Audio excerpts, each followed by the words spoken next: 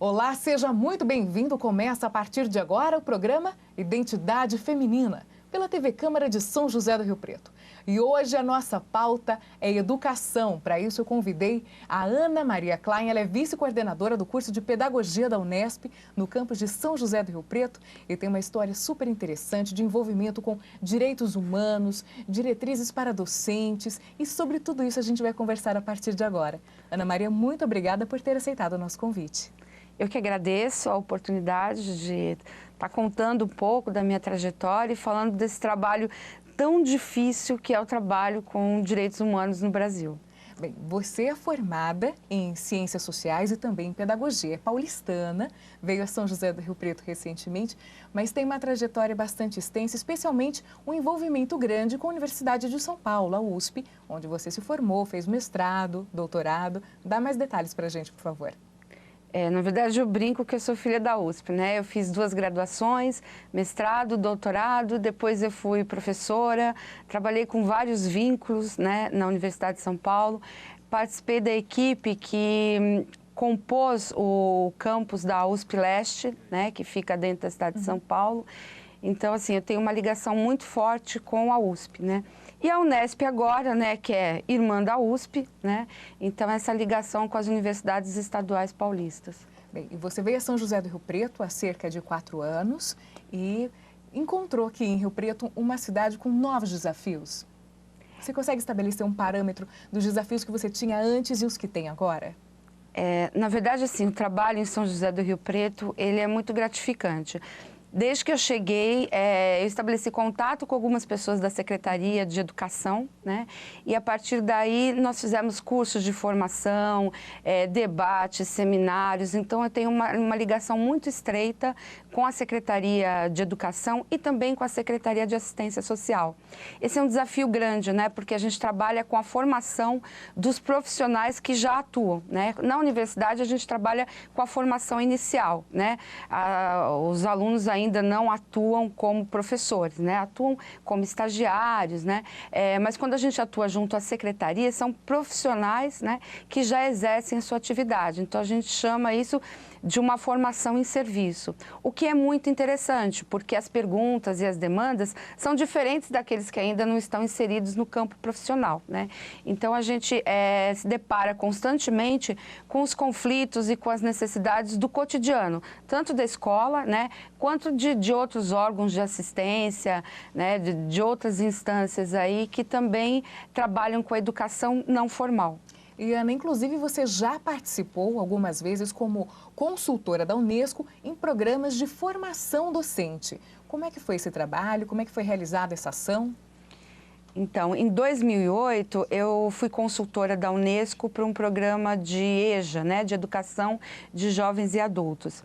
E esse era um trabalho onde eu acompanhava o que as universidades do Brasil, basicamente universidades do Norte e Nordeste, realizavam em termos de formação de professores de EJA. É um trabalho muito difícil no Brasil, porque esse tipo de educação, a EJA, né, educação de jovens e adultos, ela não é a cereja do bolo, né? É uma educação, muitas vezes, que recebe menos atenção, menos recurso, né? Então, trabalhar com a formação desses professores era um desafio, sobretudo no Norte e no Nordeste, onde a gente tem uma porcentagem maior de pessoas analfabetas, né, ainda.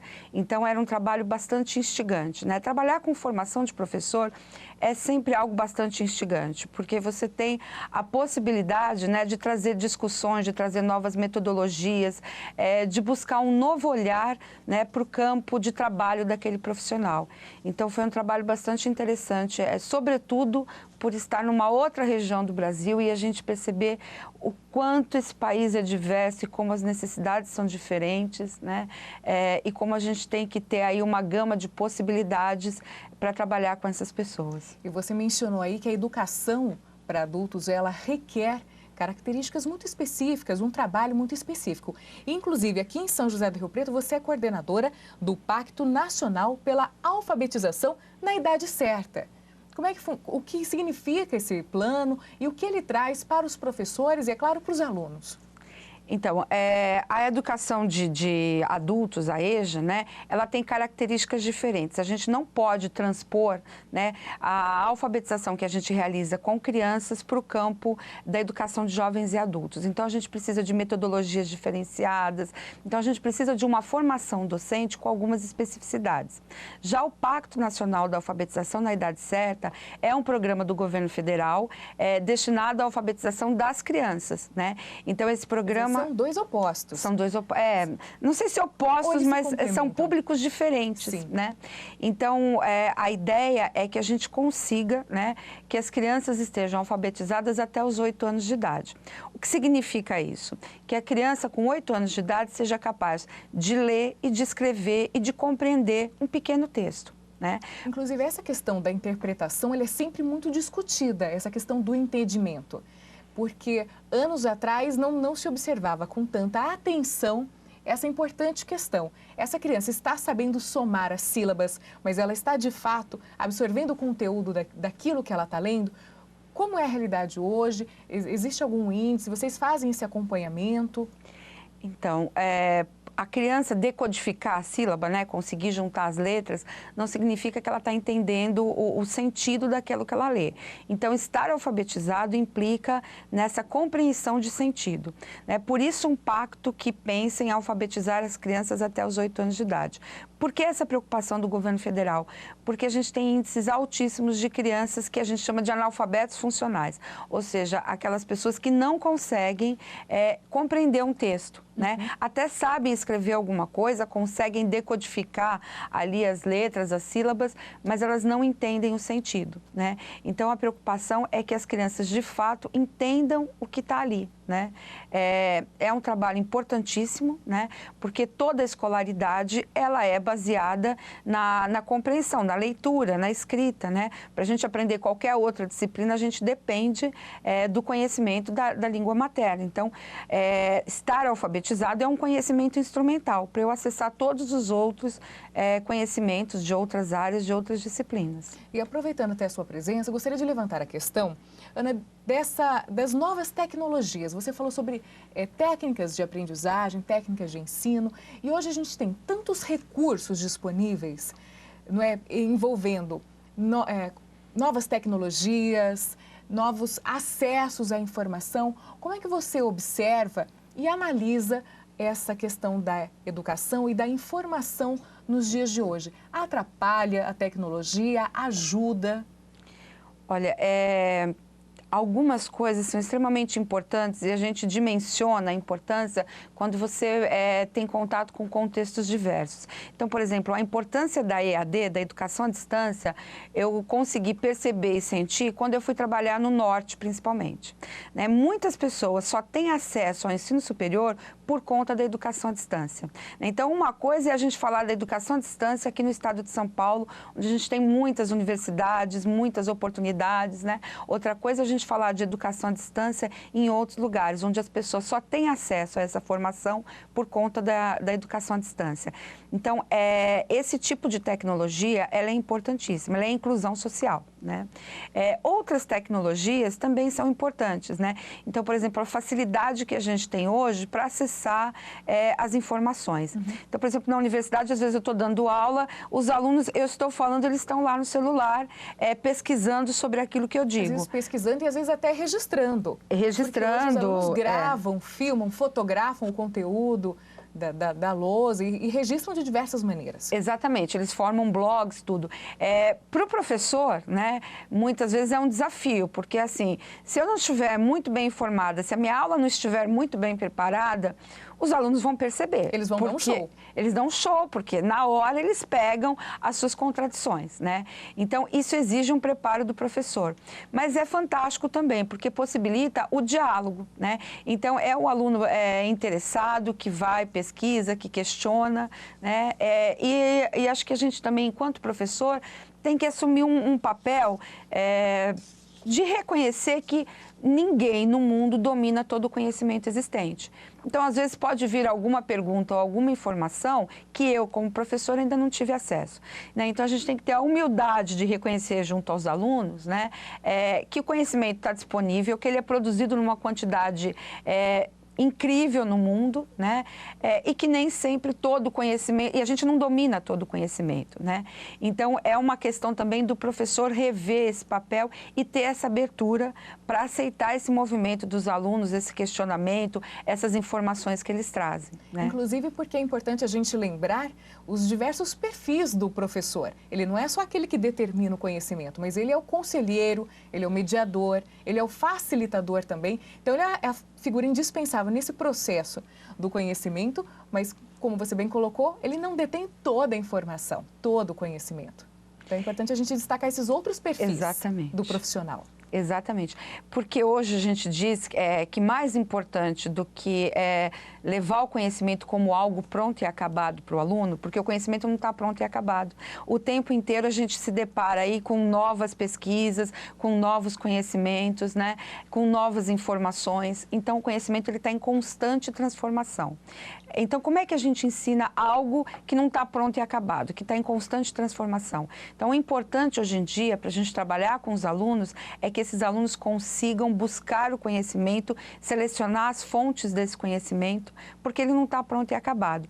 Então, é a ideia do aprender a aprender. Como é que eu busco conhecimentos? Inclusive, em cursos que são mais tecnológicos, muitas vezes o aluno que está no 4º ano, aquilo que ele aprendeu no primeiro já foi superado. Precisa ser revisto. Precisa ser revisto. Então, é esse aluno que vai ter, tanto na vida acadêmica quanto na vida profissional, a necessidade de sempre buscar novas informações e se atualizar, porque o conhecimento está sendo produzido o tempo inteiro, numa velocidade, numa quantidade inimagináveis, né? Então, é importante que os alunos, hoje em dia, não decorem o conhecimento, não se trata de decorar e acumular, mas se trata de saber lidar com ele e buscar novas fontes de informação e de aprendizagem.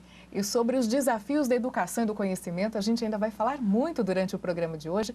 Vou pedir licença, Ana, para que a gente possa ir ao intervalo. Enquanto isso, eu convido você, telespectador, a ir à página da Câmara Municipal de São José do Rio Preto no Facebook.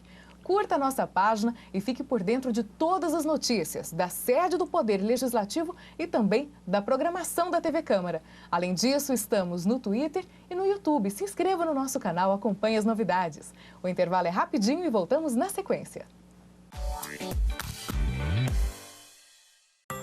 O time da defesa tá cheio de gente bacana. Mas o time do ataque é perigoso e pode estar de olho em você. Se alguém que você não conhece te oferecer uma carona ou pedir para entrar num veículo por qualquer motivo, diga não. Mesmo que esteja com alguém que você conhece, tenha atenção às propostas que fazem para você.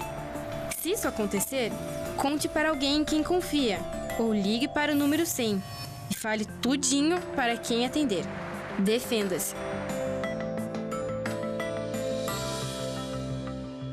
O caminho da água até nossa torneira parece fácil, mas não é. Cada gota é captada pelo SEMAI com tecnologia de ponta. Na estação de tratamento, passa por processos que eliminam impurezas. Depois é armazenada em um dos diversos reservatórios do SEMAI e chega à nossa casa por uma gigantesca rede que corta a cidade. O SEMAI faz tudo isso para você ter água de qualidade. E você, está fazendo a sua parte? Economize. SEMAI, cada gota conta. E o Identidade Feminina já está de volta pela TV Câmara de São José do Rio Preto. Muito obrigada pela sua companhia no programa de hoje. E eu tenho a oportunidade de conversar com a professora universitária e vice-coordenadora do curso de Pedagogia da Unesp de São José do Rio Preto, Ana Maria Klein. No primeiro bloco a gente já falou um pouco sobre isso. Ela é formada em Pedagogia, Ciências Sociais e possui mestrado e doutorado em educação, principalmente na linha de psicologia da educação, não é isso, Ana Maria? Isso. E no início do programa também a gente mencionou que você lida bastante com a questão de direitos humanos, inclusive você trabalha junto à Unesco, voltada para esse tema. Para que a gente possa esclarecer ao telespectador exatamente o que isso significa, vamos começar falando a respeito do Plano Nacional de Educação em Direitos Humanos. Ele representou e representa um momento importante na discussão desse assunto. Pois é, a educação em direitos humanos, ela está na Declaração Universal dos Direitos Humanos desde 1948, que foi quando a ONU lançou a declaração, logo depois da Segunda Guerra Mundial. O preâmbulo da declaração fala da importância e da educação como meio para eu poder acessar todos os direitos humanos. Eu só vou conhecer os direitos humanos pela via da educação, ao mesmo tempo que a educação é um direito humano. Depois disso, a gente teve uma década das Nações Unidas para a educação em direitos humanos, que foi de 1994 a 2005. Logo após essa década, proposta pela ONU, o Brasil lançou o Plano Nacional de Educação em Direitos Humanos. É um documento muito importante para a gente, porque ele marca o compromisso do Estado brasileiro com a promoção da educação em direitos humanos como uma política pública. Então, desde 2006, a gente tem esse plano que orienta a educação em direitos humanos dentro do país. A partir do compromisso com esse plano, outras medidas vêm sendo tomadas. Então, como é um compromisso do Estado como uma política pública, houve a preocupação de a gente levar isso para dentro das escolas. Então, em função dessa preocupação de concretizar esse plano, foram propostas em 2012 diretrizes nacionais de educação em direitos humanos, pelo Conselho Nacional de Educação. São diretrizes têm um caráter mandatório, não é lei, mas elas são obrigatórias, e elas valem da educação infantil, da creche, à pós-graduação. Então, todos os cursos, todos os níveis e modalidades de educação têm que incorporar a educação em direitos humanos em seus currículos. E essas diretrizes trazem que tipos de temas? Por exemplo, igualdade de gêneros, traz a questão também da violência nas escolas, a violência entre os alunos, questão de convivência. Queria que você falasse a respeito disso. As diretrizes, elas trazem os princípios e os fundamentos da educação em direitos humanos. Então, toda a educação em direitos humanos, ela é fortemente alicerçada na democracia, Ela tem princípios ligados à formação para a cidadania, à formação crítica, ao ambiente escolar promotor de direitos humanos. O que significa isso, Não adianta eu falar sobre direitos humanos se eu estou num ambiente que viola os direitos. Então, eu tenho que falar, mas eu tenho que fazer valer isso na escola. Então, por exemplo, respeitar a liberdade religiosa. Exatamente. Então, você está tocando nos pontos importantes. Isso. As diretrizes, elas não fecham em temas. Elas colocam que tudo isso é importante. Então, trabalhar diversidade sexual e diversidade religiosa e diversidade de modo geral. Trabalhar com temáticas como, por exemplo, o meio ambiente, que é uma temática importantíssima, Então, essas temáticas estão todas presentes ali. Não se diz como deve ser trabalhado, porque aí estados e municípios têm liberdade de eleger os temas que são mais importantes ali em cada escola, em cada realidade. E também não se dá um único caminho. As diretrizes dizem que você pode levar a educação em direitos humanos de diferentes maneiras para dentro das escolas e das redes. Pode ser como uma disciplina, pode ser como um tema transversal e pode ser de uma maneira mista, ou seja, como disciplina e como tema transversal. O que é um tema transversal, Ana? Um tema transversal são temas que estão na atualidade, que são importantes. Existe essa discussão sobre temas transversais no Brasil desde que foram lançados os parâmetros curriculares de educação, Então, não é não é algo recente, pensar em temas transversais, mas eles são importantes porque eles atravessam todo o currículo. Então, por exemplo, são temas que a gente tem que discutir na escola porque fazem parte da formação dos alunos, mas que a gente não vai criar disciplina nova. E eles dependem de conhecimentos de outras disciplinas, então eles são interdisciplinares. Por exemplo, o meio ambiente. Para trabalhar o meio ambiente, eu preciso de conhecimento de diferentes disciplinas.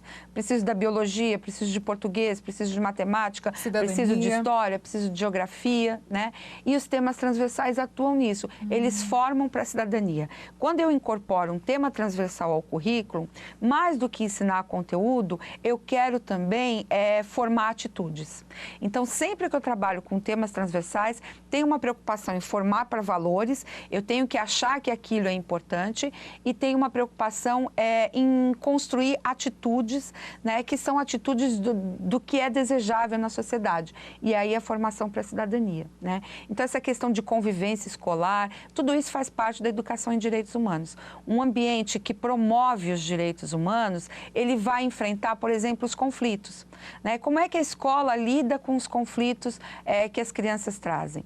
E conflito a gente tende a olhar no Brasil como uma coisa negativa, mas não é. O negativo do conflito é a gente resolvê-los de maneira violenta. Mas o conflito, ele traz algo importante, que são divergências. E a sociedade, ela é formada por diferenças, né, por modos de pensar diferentes, e isso tem que ser resolvido, tem que ser enfrentado via diálogo. Eu tenho que entender a posição do outro. Eu não preciso concordar, mas eu tenho que respeitar, né? E aí entra essa questão que você colocou, de liberdade religiosa, respeitar as diferentes religiões, entender que a escola pública é laica, né? Então, como é que um professor entra na sala de aula e reza ou ora com os alunos, né, dentro de uma escola pública? Isso é contraditório com o Estado laico, porque eu estou privilegiando uma religião só e não todas as outras, né? E a religião dentro da escola, ela é um objeto de conhecimento, mas eu não estou ensinando dogma, nem procedimentos, né? Eu não estou ensinando o conteúdo da religião, eu estou estudando as diferentes religiões, né? Para que haja respeito e compreensão. Quando eu escolho uma só, eu estou impondo um padrão para os meus alunos, como se só existisse aquele. E, na verdade, eu tenho uma diversidade de alunos, né? Então, o professor, ele não tem o direito, né, dentro de uma escola laica pública, né, de colocar a sua fé como a única fé possível ali, de fazer com que todos os alunos rezem ou orem. E a mesma coisa para orientações políticas também e outros aspectos. Agora, na prática, isso tudo funciona no Brasil? Isso está sendo cumprido pelas escolas, pelos diretores, professores, essas diretrizes e o plano? Então, as diretrizes são bastante recentes, as pessoas não têm nem muita noção do que são direitos humanos no Brasil, né? No Brasil, a gente enfrenta um preconceito enorme, porque direitos humanos são associados a direitos de bandidos, de marginais, de pessoas com privação de liberdade, né? Essa é uma associação do Brasil, né? E que tem a origem desse preconceito todo na época da ditadura, né? Porque os direitos humanos no Brasil, eles começam a ser fortemente reivindicados na época da ditadura, né, do governo militar, onde muitos presos políticos que conheciam a declaração reivindicam seus direitos, né? Com a anistia e o fim da repressão política, a associação entre direitos humanos e direito de pessoas com restrição de liberdade, com presos, né, permaneceu. E esse preconceito, ele é muito alimentado, né, principalmente por algumas pessoas da mídia aí que incessantemente associam os direitos humanos com direitos de bandidos. Primeiro que bandido é gente também, tem direito como todo mundo, né? Mas direitos humanos é muito mais do que isso, né? Quando a gente fala de direitos humanos, a Declaração Universal tem 30 artigos, né? Fala, por exemplo, do direito ao lazer, né? Do direito ao trabalho, da questão de liberdade de expressão. Então, são 30 artigos que estão ali presentes, né? E a gente tem que superar esse preconceito que existe no Brasil em relação aos direitos humanos. E a gente só vai superar falando a respeito do assunto. Exatamente. Nas escolas, em casa, nas rodas sociais. É importante que a gente aborde e que a gente se esclareça a respeito desses aspectos, porque essa evolução precisa ser maior. Já houve uma evolução, não é, Ana? Mas ela, de fato, precisa ser mais consistente.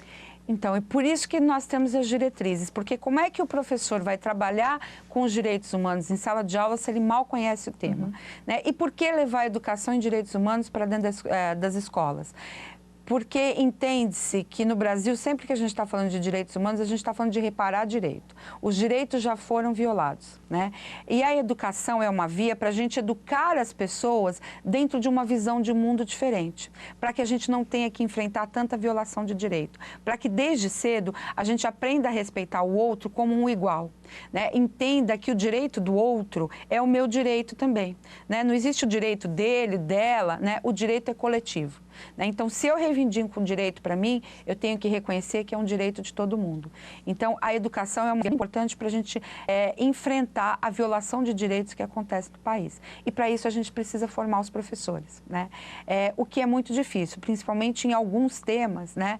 Onde as pessoas trazem suas convicções de uma maneira muito forte. Por exemplo, a questão religiosa, né? Quando eu toco nesse ponto, que não é para rezar... É difícil de trabalhar esse ponto. Muito. Diversidade sexual é outro também.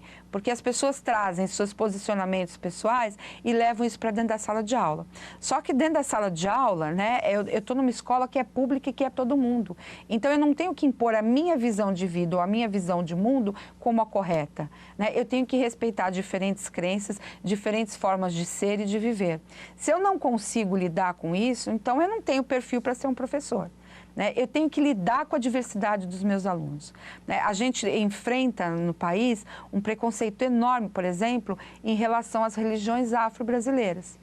Então, as crianças que professam esse tipo de fé, elas são altamente discriminadas. E muitas vezes pelos próprios professores, que também têm preconceito dessas religiões. Então, isso não é admissível, porque uma escola pública é de todo mundo. É daquele que é do candomblé, é daquele que é espírita, é do evangélico, é do católico e é do ateu também. Então, todas as fés estão representadas lá. E a gente tem que ter esse respeito. Trouxe o exemplo da religião, mas isso vale para qualquer outro assunto, que a gente tem diferentes posicionamentos, do time de futebol ao partido político. E por aí vai. E lembrando, é claro que essa criança é o futuro cidadão. E a gente precisa sempre falar, aqui na TV Câmara a gente sempre menciona isso, essa questão importante que é saber ter a ciência de que você é um cidadão, de que você atua como cidadão, que a nossa sociedade precisa de cidadãos conscientes, respeitosos acima de tudo. E é claro que essa discussão ainda precisa ser mais aprofundada, é um tema muito abrangente, mas é sempre importante a gente ressaltar que conversar com as crianças na escola e dentro de casa sobre isso é fundamental. Exatamente. E, assim, mostrar que existem diferentes posições. Ainda que a gente acredite em uma determinada linha, eu tenho que mostrar que existem outras formas de acreditar.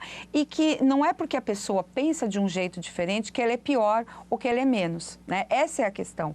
A gente não atribui um juízo de valor à diferença. Existem diferenças, mas isso não quer dizer que um é melhor do que o outro. Apenas que existem diferentes formas da gente ser, viver e estar no mundo.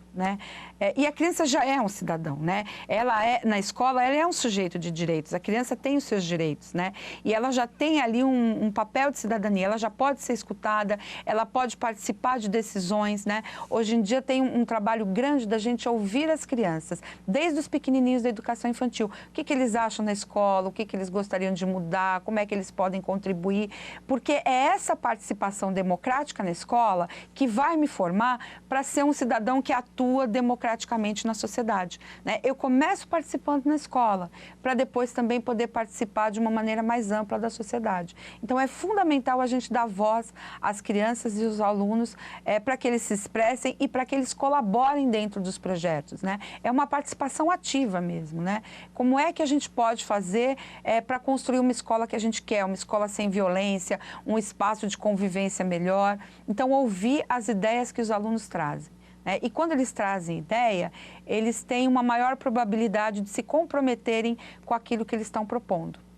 Então, é sempre buscar um acordo coletivo, um diálogo sobre as formas de administrar os conflitos, os problemas que acontecem dentro da escola, dentro da sala de aula. Bem, e é com essa reflexão e essa mensagem que a gente vai encerrar o Identidade Feminina de hoje. Ana, quero até já deixar um convite para que você volte aqui em outra oportunidade, para que a gente possa estender esse assunto e falar mais a respeito da educação no Brasil e em São José do Rio Preto. Parabéns pela sua atuação, por todo o reconhecimento que você já alcançou e obrigada pela presença. Thaís, eu agradeço, É sempre bom a gente ter a oportunidade de pensar, de refletir, de discutir sobre educação e poder estender essa discussão para outras pessoas fora do mundo acadêmico. Então, eu agradeço muito o convite e aceito para voltar. Convite aceito para poder voltar. E obrigada também à sua audiência aqui na TV Câmara de São José do Rio Preto. Identidade Feminina termina aqui. Até o próximo programa.